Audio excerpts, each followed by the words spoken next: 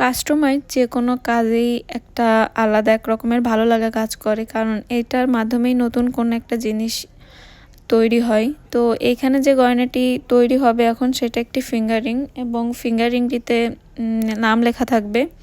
যে এটি অর্ডার করেছিলেন তিনি তার পার্টনারকে এত বেশি ভালোবাসেন যে তার পার্টনারের নাম দেওয়া এই রিংটি ওনার জন্য অর্ডার করেছেন। এবং উনি একটা আমাকে থিম দিয়েছিলেন যে আপু এইটা আর কি রাউন্ড বেসের পরে আমার এই নামটা লেখা থাকবে। এবং আমিও অনেক এক্সাইটেড ছিলাম কাজটি করার জন্য। আলহামদুলিল্লাহ অনেক সুন্দরভাবে কাজটি সম্পন্ন করতে পেরেছি।